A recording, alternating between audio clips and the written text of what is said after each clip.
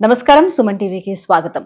త్రిమూర్తులకు సైతం శక్తిని ప్రసాదించే త్రిశక్తి స్వరూపిణి దుర్గా అమ్మవారు. ఆ దుర్గా అమ్మవారి మరొక రూపమే కామాఖ్యాదేవి. కామాఖ్య ఆలయంలో పంచబలి హోమం నిర్వహిస్తూ ఉంటారు. ఏమిటి పంచబలి హోమం యొక్క ప్రత్యేకత, దీనివల్ల ఎలాంటి ఫలితాలు వస్తాయి, ఈ విషయాలను వివరించేందుకు మనతో పాటు ఉన్నారు ప్రముఖ శక్తి సాధకులు, తంత్ర ప్రావీణ్యులు, కామాఖ్య దశమహావిద్యలు మరి త్రిశక్తి పీఠ వ్యవస్థాపకులు ప్రహ్లాద స్వామి గారు మనతో పాటు ఉన్నారు. గురుగారు నమస్కారం. జయ మాతాది. గురుగారు, కామాఖ్య ఆలయం అనగానే ప్రతి ఒక్కరు గుర్తొచ్చేది బలి. ఇక్కడ బలి ఇస్తేనే కోరికలు నెరవేరుతాయి అని కూడా ఒక రకమైనటువంటి ప్రచారం అయితే ఉంది. నిజానికి అది నిజమా అబద్ధం అనేది మీ ద్వారా ఈ రోజు నేను తెలుసుకోవాలనుకుంటున్నాను. అయితే ఈ బలి హోమం అని నిర్వహిస్తారు కదా, ఏమిటి పంచబలి హోమం అంటే, ఎందుకు నిర్వహిస్తారు, దీంతో ఎలాంటి ఫలితాలు కూడా వెలువడుతూ ఉంటాయి? ఎందుకంటే ఎక్కడో విదేశాల నుంచి కూడా వచ్చి ఈ పంచబలి హోమం చేసుకుంటూ ఉంటారని, పెద్ద పెద్ద సెలబ్రిటీలు, రాజకీయ నాయకులు అందరూ వచ్చి కూడా చేస్తూ ఉంటారని వింటూ ఉన్నాం. ఏంటి దీని యొక్క ప్రత్యేకత?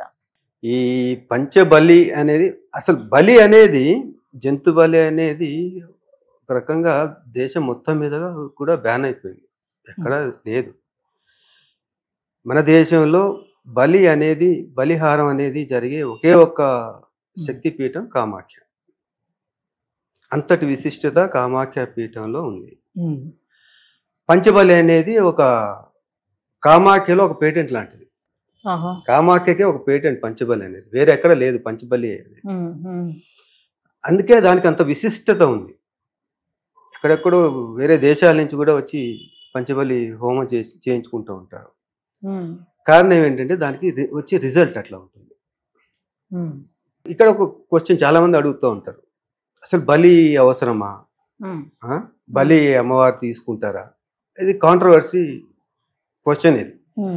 కానీ ఇక్కడ ఏంటంటే ఆ కాంట్రవర్సీకి వెళ్ళదలుచుకోలేదు. కాకపోతే ఇక్కడ అమ్మవారు బలి కోరుతుందా అనేది ఒక క్వశ్చన్. అమ్మవారు ఇక్కడ బలి కోరరు, అమ్మవారు మూగజీవాల బలి కోరరు. కాకపోతే ఇక్కడ ఏమవుతుందంటే, అంటే ఉగ్ర స్వరూపాలకి ఖచ్చితంగా ఉగ్ర స్వరూపాలు ఏముంటే దానికి బలి అనేది ఏదో ఒకటి ఖచ్చితంగా ఇస్తూ ఉంటారు. ఉగ్ర స్వరూపానికి ఎందుకు బలి ఇవ్వాలి? ఎందుకంటే ఆ ఉగ్ర స్వరూపాలు మానవుల మీద ఉన్న ఈ దుష్ట శక్తుల్ని నాశనం చేస్తుంది.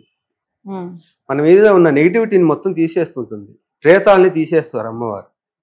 తీసేసిన ప్రేతాలన్నీ ఇటుపోతాయి, అమ్మవారి చుట్టూ అక్కడక్కడే తిరుగుతూ ఉంటాయి. సో మనం అమ్మవారిని చేరుకోవాలంటే ఈ ప్రేతాలను దాటిపోవాలి. ఈ ప్రేతాలని శాంతిపరచాలంటే ఏం చేయాలి? బలి ఇవ్వాలి. అందుకోసం మనం బలి ఇస్తున్నాం తప్పితే అమ్మవారిని సంతృప్తి పరచడానికి మనం బలి ఇవ్వటం లేదు. పైగా కామాఖ్యాదేవి అమ్మవారి ఆలయం దగ్గర ఎక్కువ మంది ఈ తాంత్రికవేత్తలు ఎక్కువగా ఉంటారు, అక్కడ ఉన్నటువంటి ఆలయం చుట్టుపక్కల అని చెప్తూ ఉంటారు. ఎందుకని? ఎందుకంటే అది ఒక తాంత్రిక క్షేత్రంగా అది కొంచెం పరిడి వెళ్ళింది. ఎందుకంటే అమ్మవారి యోని భాగం పడిన ప్రదేశం కామాఖ్య పీఠం. అమ్మవారి యోని భాగం పడిన ప్రదేశం కామాఖ్య పీఠం. యోని అనేది జన్మ రహస్యం. సృష్టి ప్రాణికోటి మొత్తానికి కేంద్ర బిందువు యోని. కాబట్టి అక్కడ అది ఒక తాంత్రిక ప్రదేశంగా ఒక అభివృద్ధి చెందింది.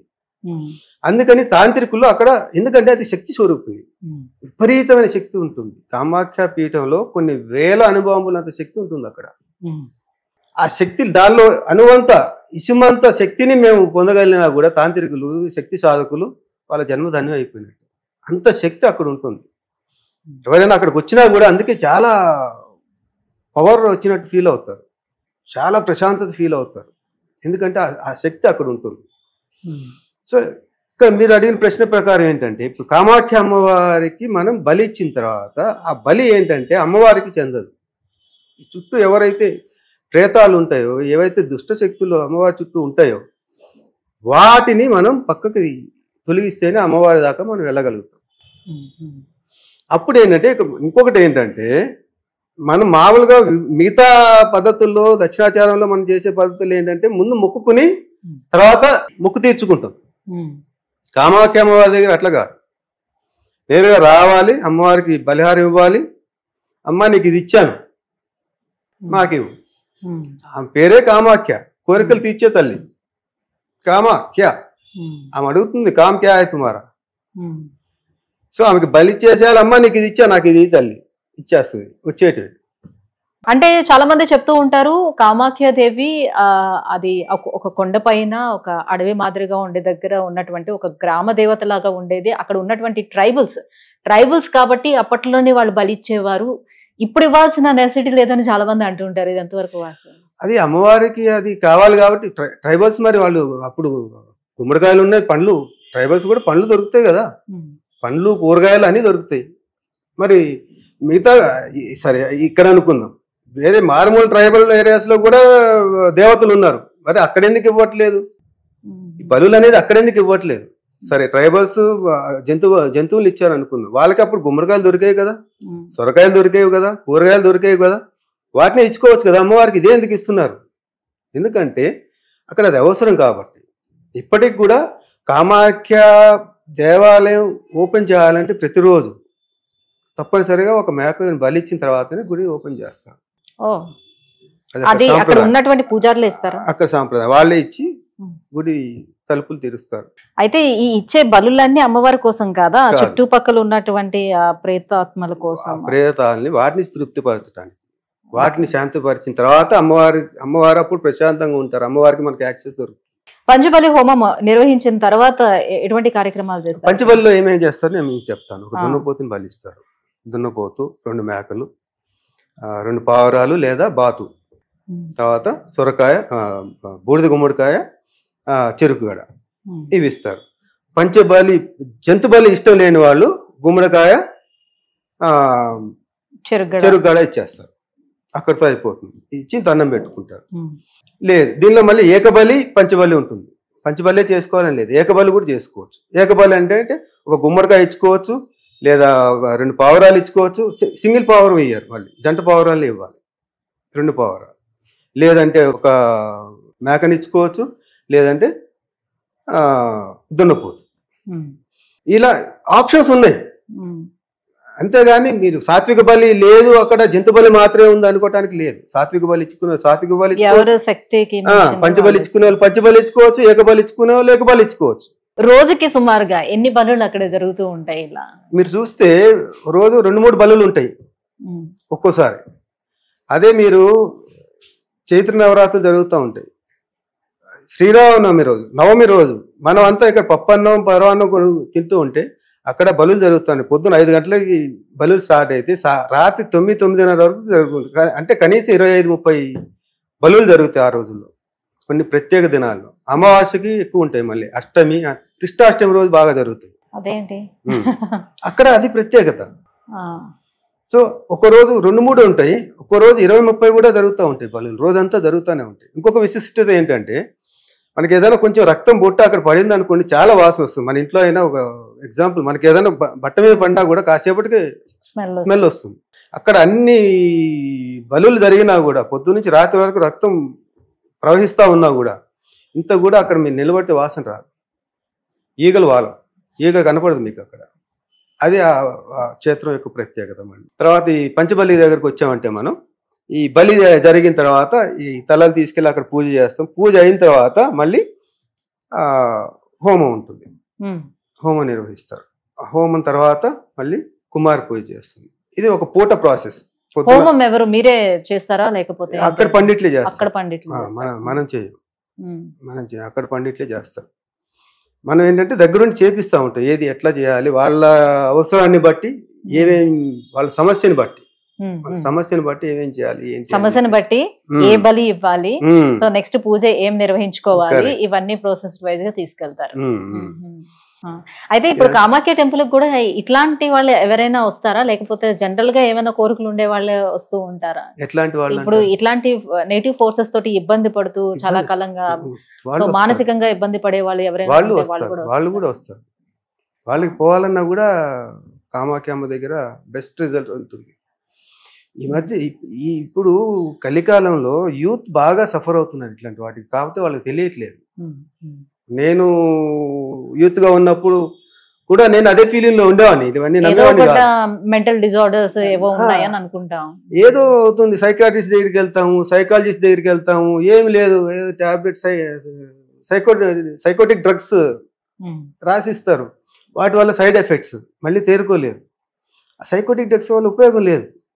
అంటే మెడికల్ గా కాదనిలేం, వాటి వల్ల కూడా రిజల్ట్ రాని పక్షంలోనే మేము దానిలో ఇంటర్ఫియర్. ఒకవేళ మా దగ్గరికి ఎవరైనా వచ్చారనుకోండి, గురువుగారు ఇట్లా ఉందని, డైరెక్ట్ గా నీ మీద ఇది ప్రాబ్లం ఉందిరా అనం. ఫస్ట్ అడిగే క్వశ్చన్, మీరు డాక్టర్ని కలిశారా? మెడికల్ ప్రాబ్లమ్స్తో వచ్చే వాళ్ళకి డైరెక్ట్గా మేము అసలు డయాగ్నోసిస్ చేయము, వాళ్ళకి ఎట్లాంటి గైడెన్స్ ఇయ్యం. ఫస్ట్ అడిగేది డాక్టర్ దగ్గరికి వెళ్ళారా, వెళ్ళాము చూపించాము తగ్గలేదు వచ్చేసాం, అట్లా కాదు. ఇన్ డెప్త్ ట్రీట్మెంట్ తీసుకున్నారా? ఎందుకంటే మన సైన్స్ని మనం బైపాస్ చేయలేం. ఇన్ డెప్త్ ట్రీట్మెంట్ తీసుకున్నారా అడుగుతాం, ఏమేమి ట్రీట్మెంట్ తీసుకున్నారు. ఏదో వెళ్ళాము డాక్టర్ మందు, దాని వల్ల కూడా మీకు రిజల్ట్ రాలేదు అని అన్నిటప్పుడు మీ ఇన్వాల్వ్మెంట్ అనేది ఎక్స్రేలు అయిపోయినాయి, తర్వాత సిటీ స్కాన్లు ఎంఆర్ఐ స్కాన్లు అన్ని అయిపోయినాయి.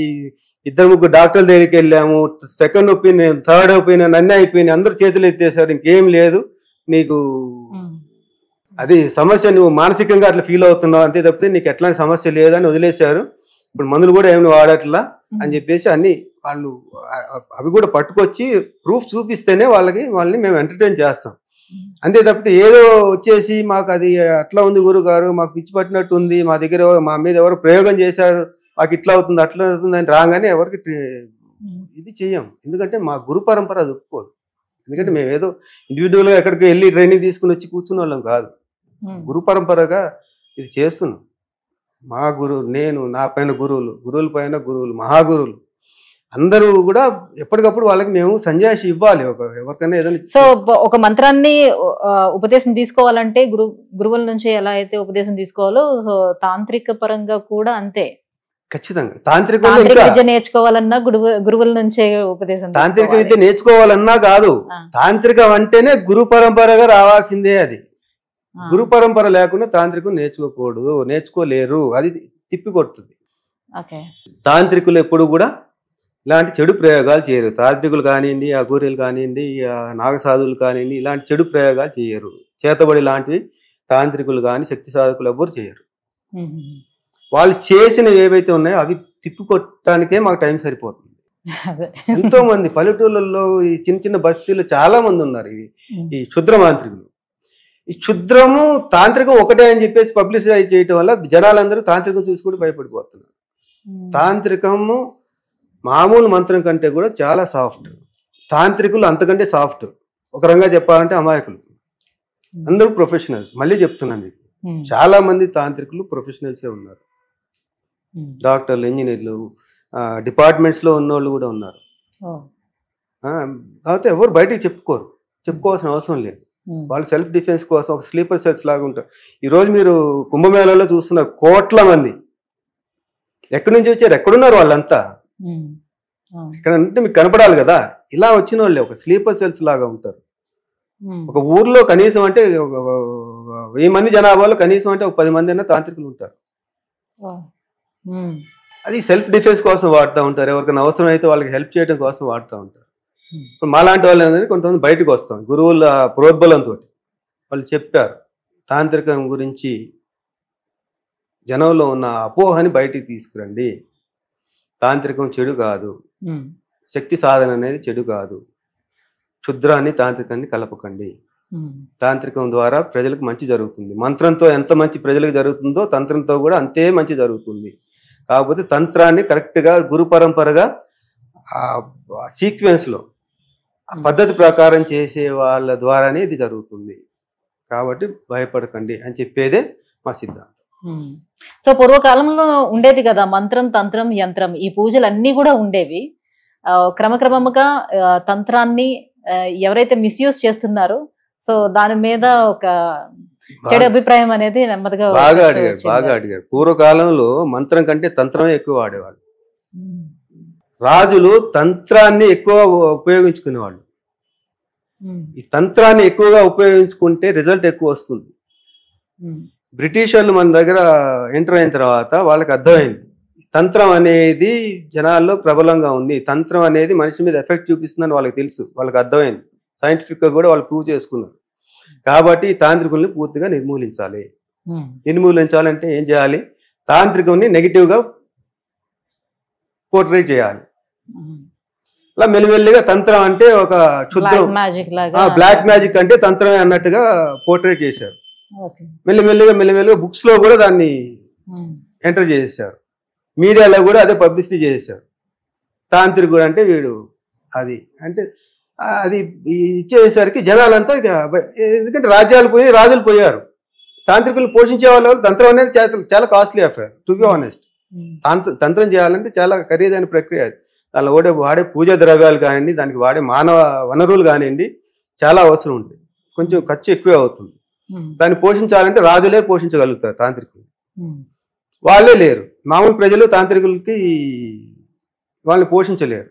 క్రమక్రమంగా తాంత్రికులు కనుమరుగైపోయారు. ఎక్కడో మా గురువు లాంటి వాళ్ళు ఎక్కడో ఈ కామాఖ్య పీఠాల్లోనో కాశీలోనో అక్కడ ఇక్కడ పీఠాల్లో అయితే వాళ్ళు నడుపుకుంటూ వస్తున్నారు. ఇప్పుడు this is the time we should go to the people అని చెప్పేసి వాళ్ళు మాకు ఉపదేశం చేశారు. మీరు వెళ్ళండి, కొంతమంది అయినా జనంలోకి వెళ్ళండి, తంత్రం గురించి చెప్పండి. తంత్రం అనేది మబ్బులో లేదు, అది మాయ కాదు, మాయ అసలే కాదు. తంత్రం అనేది మామూలు గుళ్ళల్లో చేసే మంత్రం ఎట్లాగో తంత్రం కూడా అలాంటిదే, కాకపోతే చేసే విధానంలో మార్పు ఉంది. ఇది చెప్పారు కాబట్టి దీన్ని మనం జనంలోకి తీసుకుంటాం. గురుగారు, కామాఖ్యాదేవి ఆలయంలో నిర్వహించేటువంటి పంచబలి హోమం కానివ్వండి, కుమారి పూజలు కానివ్వండి, దీనివల్ల ఎటువంటి ఫలితాలు వెలువడతాయి, ఎవరికి ఎలాంటి లాభాలు చేకూరుతాయి, ఈ విషయాలన్నీ కూడా ఎంత వివరంగా తెలియజేసినందుకు ధన్యవాదాలు. జై మాతాది.